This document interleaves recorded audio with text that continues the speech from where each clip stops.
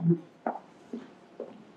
1644, a Portuguese converso named Antonio de Montesinos arrived in Amsterdam with astonishing news. In the backcountry of South America, he claimed to have discovered members of the lost tribe of Reuben. As is well known, this revelation fueled Jewish and Christian speculations about the rapidly approaching eschaton. And Montesinos not only brought much attention to the Reubenites in South America, but he also gave a major impetus to broader millenarian impulses that increasingly endowed the New World with genuine messianic significance. In this way, over the course of the 1640s, Spanish America in particular would become a powerful source of both temporal and spiritual hope, during a pivotal period when the Sephardim in Amsterdam in particular were beset by significant setbacks, most especially the uprising of Portuguese planters in Dutch Brazil in 1645. In the face of such adversity, these hopes were to provide a foundation for the later Sephardic colonization movement in the late 1650s, 1660s.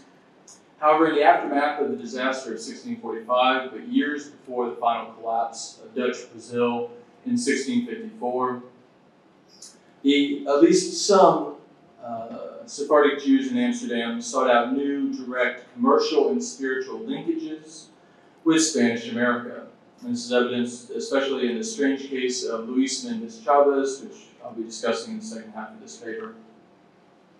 So in analyzing these hopes of Israel, at least the portion of Israel that resided in Amsterdam, it is of course fitting to begin with the illustrious Rabbi Manasseh ben Israel.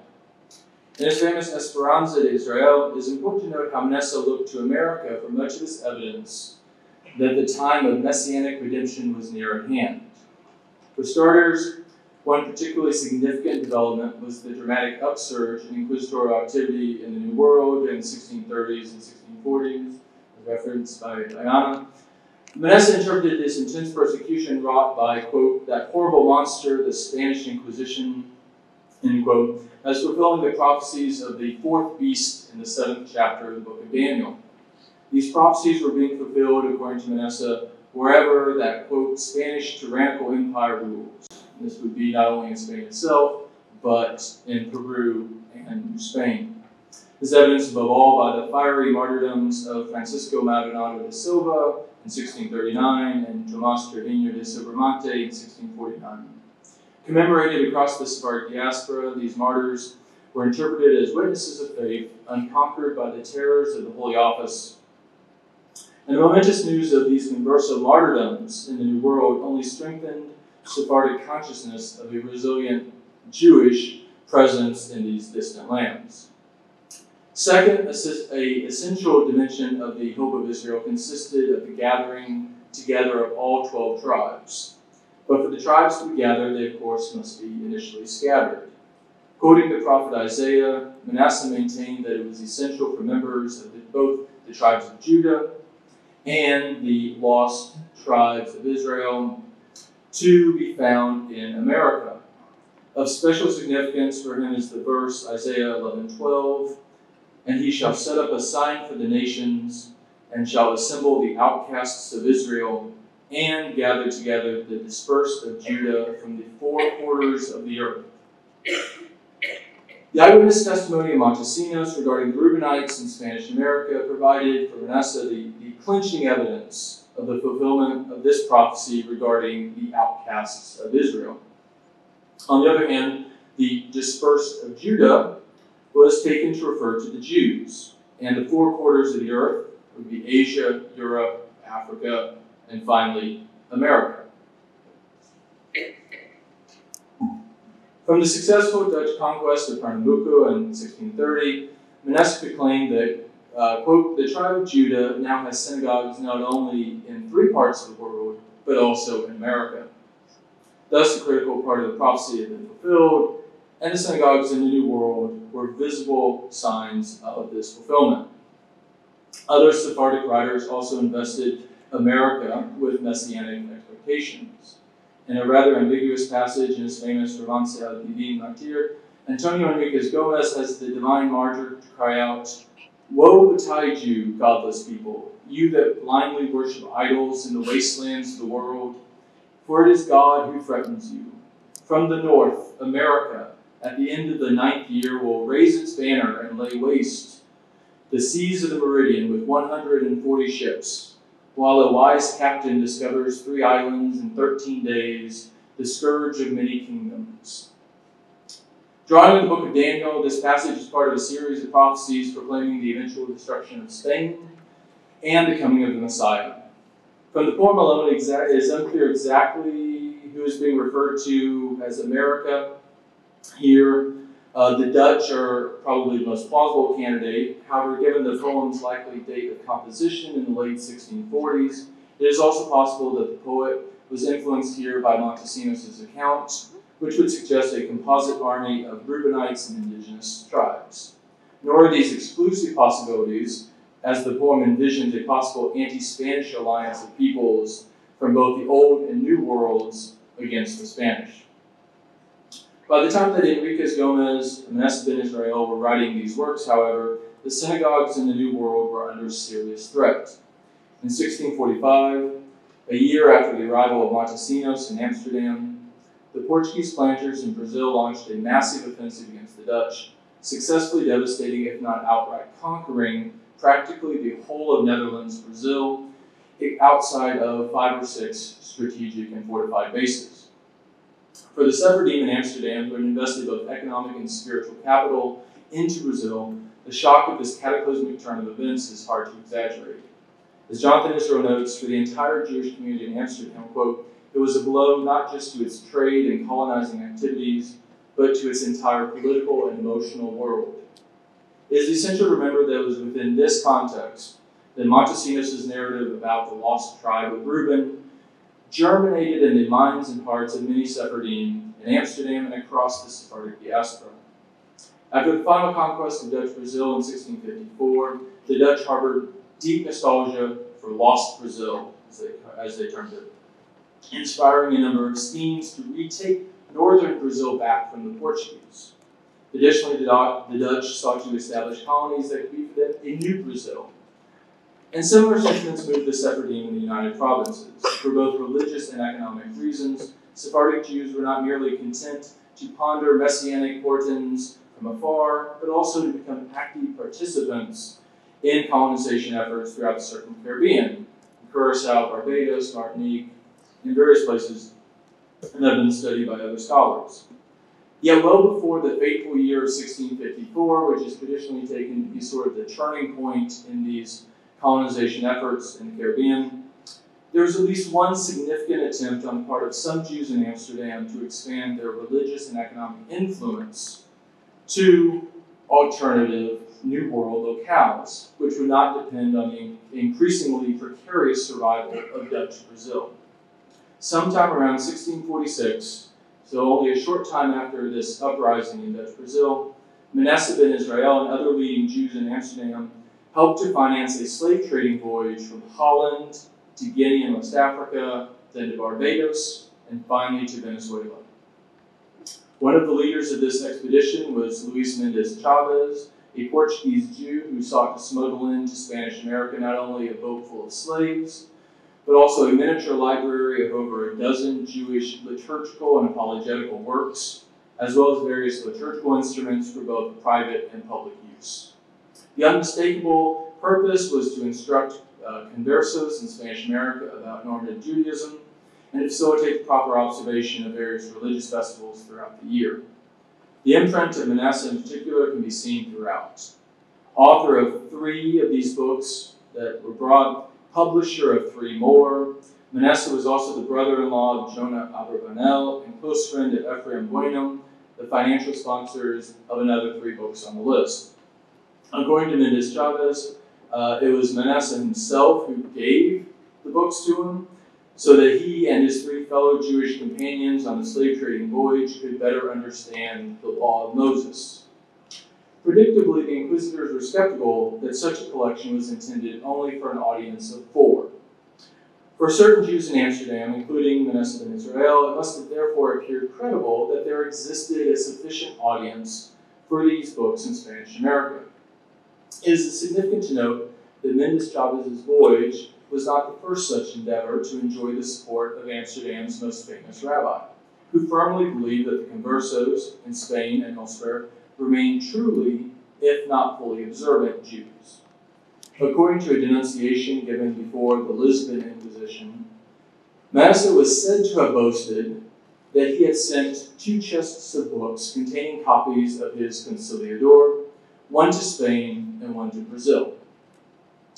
On another occasion, Manasseh let slip to a Portuguese visitor in Amsterdam that, quote, every year from Holland there went some Jews to Madrid and to many other parts of the kingdoms of Spain to circumcise the new Christians. While evidence thus exists for certain proselytizing ventures to the Iberian Peninsula and Brazil, the case of Mendes Chavez is by far the most sophisticated and organized instance that I have found for Spanish America. That a well-financed and coordinated enterprise was directed towards Spanish America suggests that by the mid-1640s, at least, these particular New World territories have become increasingly significant to the Jews of Amsterdam. Given Manasseh's history of promoting such proselytizing ventures, Mendes Chavez's claim that he received these books from Manasseh himself is quite credible, even if Mendes Chavez tried to omit the genuine reason behind the donation, to bring the conversos into a more normative practice of Judaism. For their part, the inquisitors certainly believed this to be the real reason. In the formal accusation presented against Mendes Chavez, the fiscal or prosecutor alleged, quote, this defendant, having spent much time in the city of Amsterdam, educating himself in the precepts and ceremonies of the obsolete law of Moses, reading and examining many heretical Jewish books, as well as the books of other evil and reprobate sects, and having found himself to be learned in all these things, he determined to be a rabbi and teacher of others to corrupt the faith of Catholic Christians. To this end, he arranged with the rest of the Jews in Amsterdam, who amassed great wealth amongst themselves, to come to these Catholic kingdoms in the Indies in order to teach his perverse and damnable doctrines, and he brought the necessary instruments to use for his Jewish rites and ceremonies. End quote. In response to this specific charge, Mendes Chavez reiterated how he was ignorant of what was in the books. He even claimed he didn't know how to read Spanish, which was the language in which the vast majority of the books were written, and how he personally never used the religious instruments. They were only the possession of these other Jews who were along on the voyage but happened to die in Africa before reaching Venezuela. But despite his various protestations, Mendes Chavez was in the end found guilty of Judaizing and sentenced to reconciliation. As punishment for his crimes, his reconciliation included 200 lashes, forfeiture of all of his goods, the San Benito for 3 years, and as after these 3 years were over, a 6-year exile from the Indies, as well as the royal court in Madrid. With all this being said, it would be inaccurate, however, to suppose that Mendes Chavez's sole purpose was the proselytation of the conversos. Intertwined with this religious aim was a straightforward quest for profit. This slave trading voyage was not simply an elaborate facade for smuggling Jewish items into Spanish America. This fact can be most clearly seen by examining Mendes Chavez's sponsors from Amsterdam. Fortunately for historians, he was quite forthcoming about the specific Jewish individuals who helped fund his expedition.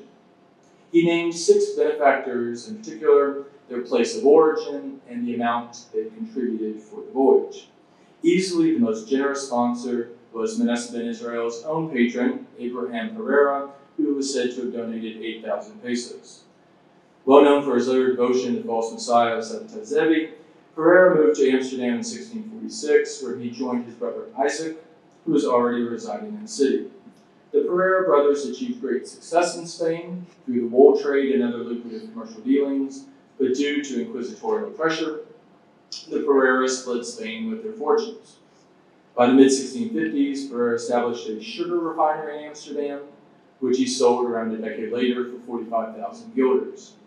Pereira's successful business career was long tied to the New World, first to Brazil and later to the Caribbean. He was one of the earliest Jews to trade with co-religionists in Curacao and Martinique.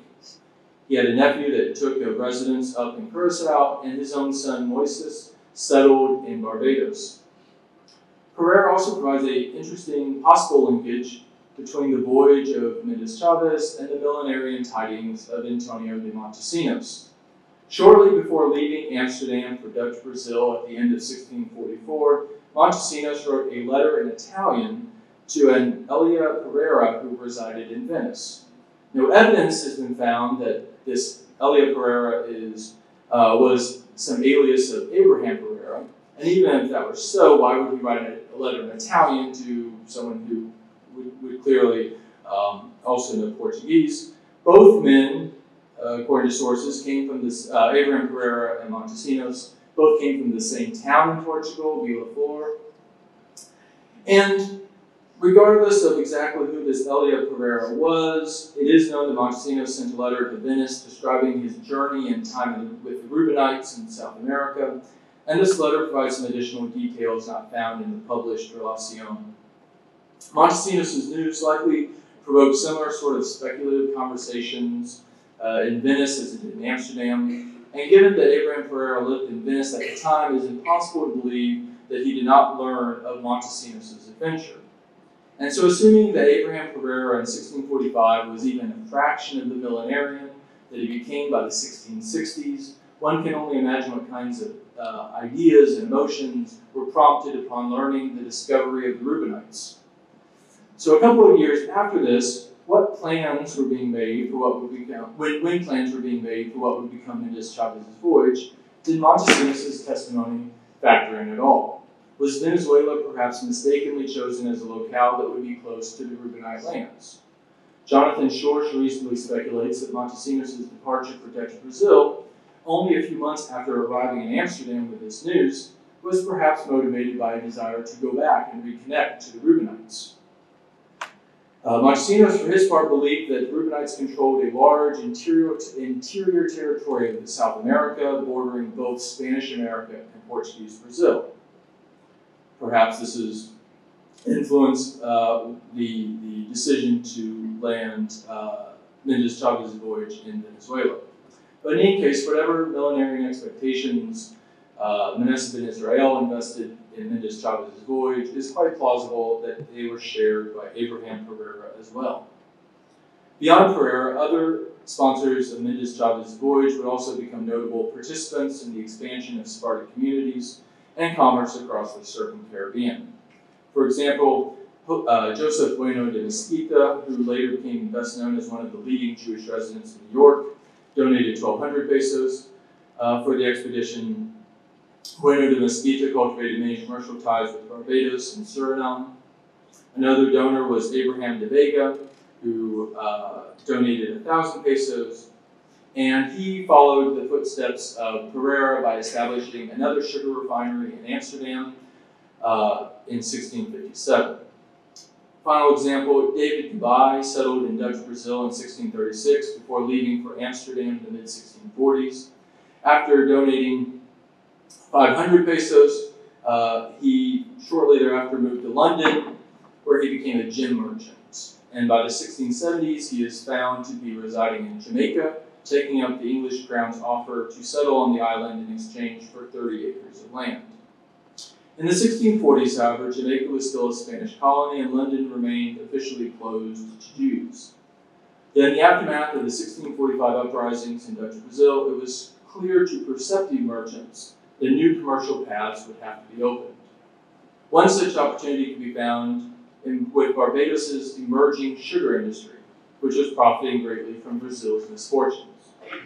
Spanish America, too, held great promise, especially as there were great demands for slaves, but little supply due to the rebellion of Portugal in 1640. With increasing numbers of Jewish settlers in Barbados and numerous Portuguese conversos still living in Spanish America, the itinerary of Mendes Chavez made much economic sense. In this doubly clandestine voyage, Mendes Chavez thus not only brought books from Menes ben Israel and enslaved Africans from Guinea, he also carried with him the hopes of many who looked to the New World for spiritual and economic redemption. Thank you.